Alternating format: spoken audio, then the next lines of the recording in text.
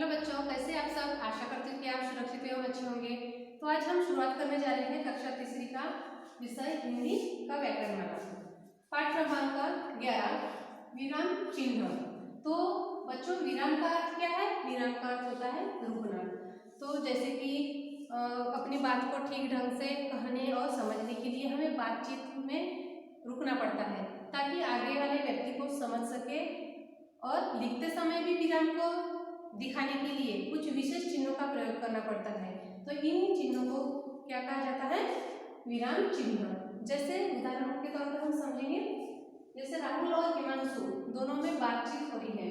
तो राहुल कह रहा है, अरे भाई हिमांशु, ये लोग फुटबॉल पर पैर क्यों मार रहे हैं?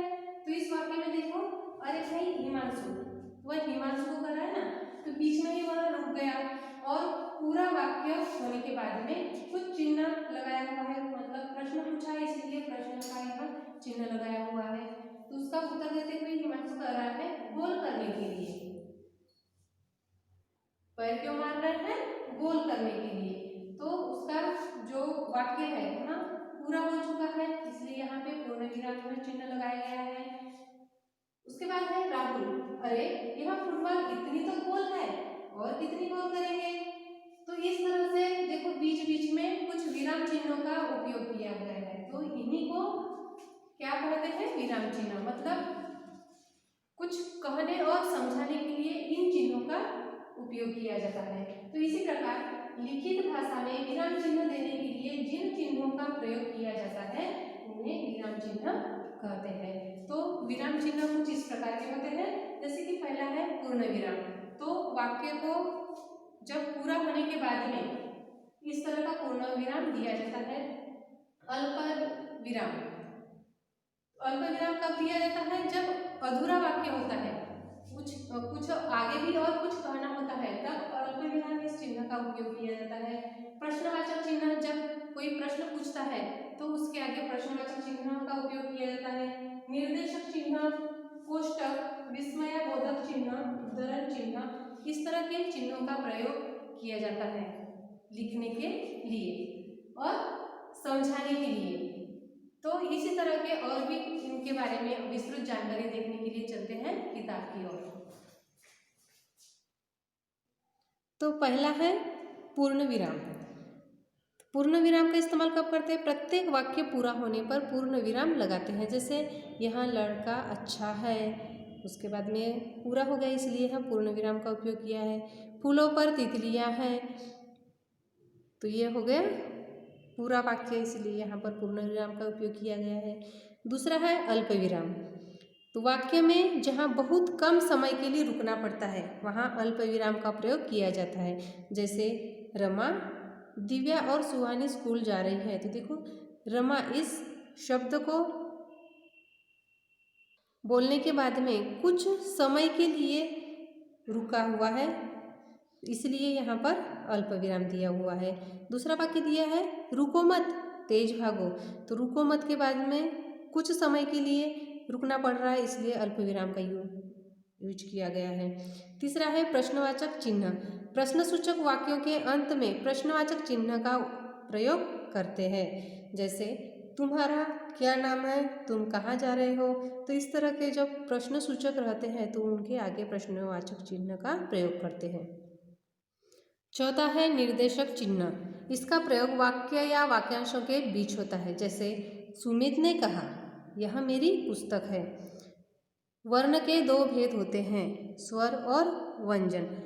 तो इन दो वाक्य या वाक्यांशों के बीच किया गया है निर्देशक चिन्ह का उपयोग। जैसे सुमित ने कहा, सुमित ने क्या कहा? यह मेरी पुस्तक है। तो यहाँ देखो दो वाक्य है जो उनके बीच में निर्देशक चिन्ह का प्रयोग किया गया है। पांचवा है कोष्टक। वाक्य के बीच में शब्दों का अर्थ प्रकट करने के लिए कोष्टक का प्रयोग किया जाता है। जैसे दिव्या ने पायस, पायस मतलब क्या होता है? खीर। तो उसका अर्थ प्रकट करने के लिए यहाँ पर कोष्टक का उपयोग किया गया है। तो दिव्या ने पायस बनाई है, पायस मतलब खीर बनाई है। राष्ट्रपिता, राष्ट्रपिता मतलब कौन है? गांधी जी। तो इसका अर्थ यहाँ पर बताया गया है कि राष्ट्रपिता कौन है, तो इसलिए यहाँ पर कोष्टक का उपयोग किया गया है। तो यहाँ इस तरह से होगा, राष्ट्रपिता का सभी सम्मान करते हैं। तो यहाँ से हमें समझ में आता है कि राष्ट्रपिता मतलब गांधी जी का सम्मान करते हैं। छठवां है विस्मयादिबोधक चिन्ह। तो विस्मयादिबोधक चिन्ह का उपयोग कब करते हैं? जब आश्चर्य, शोक, घृणा, हर्ष आदि मनोभावों को प्रकट करने के लिए विस्मयादिबोधक चिन्ह का प्रयोग किया जाता है। जैसे छी कितना गंदा है, वाह यह तो बहुत सुंदर है। तो यहाँ पर छी, यहाँ पर घृणा, घृणा प्रकट किया गया है। तो उसके बाद में विस्मयादिबोधक का उपयोग किया गया है। वाह, ये क्या हो गया? हर्ष प्रकट किया गया है। तो यहाँ पर विस्मयादिबोधक चिन्ह का उपयोग किया हुआ है। सातवां उद्धरण चिन्ह। जब कहने वाले के कथन को ज्यों का त्यों उसी के शब्दों में प्रयोग करना होता है तब उद्धरण चिन्ह का प्रयोग करते हैं। जैसे स्वामी विवेकानंद ने कहा, सभी भारतीय मेरे भाई है। तो यहाँ स्वामी विवेकानंद जी का ही वाक्य है जो जैसे का वैसा लिखा गया है, मतलब कथन किया जाता है ज्यों का त्यों, उन्हीं के शब्दों में किया जाता है। तो तब उद्धरण चिन्ह का प्रयोग करते हैं। दूसरा है अध्यापिका जी ने कहा, सदा सत्य बोलना चाहिए। तो अध्यापिका ने कहा, तो उन्हीं के जो मुंह से निकले हुए शब्द है, तो ज्यों के त्यों यहाँ पर रखे गए हैं, इसीलिए यहाँ पर उद्धरण चिन्ह का उपयोग किया गया है। तो चलिए इस पाठ को फिर से दोहराते हैं। हमने क्या देखा? विराम का अर्थ। विराम का अर्थ क्या है? रुकना। लिखित भाषा में विराम देने के लिए जिन चिन्हों का प्रयोग किया जाता है उन्हें विराम चिन्ह कहते हैं। तो हमने परिभाषा क्या देखी? लिखित भाषा में विराम देने के लिए जिन चिन्हों का प्रयोग किया जाता है उन्हें विराम चिन्ह कहते हैं। वाक्य में जहाँ बहुत कम समय के लिए रुकना पड़ता है वहाँ अल्प विराम का प्रयोग किया जाता है। तो बच्चों, आपको जो यहाँ पर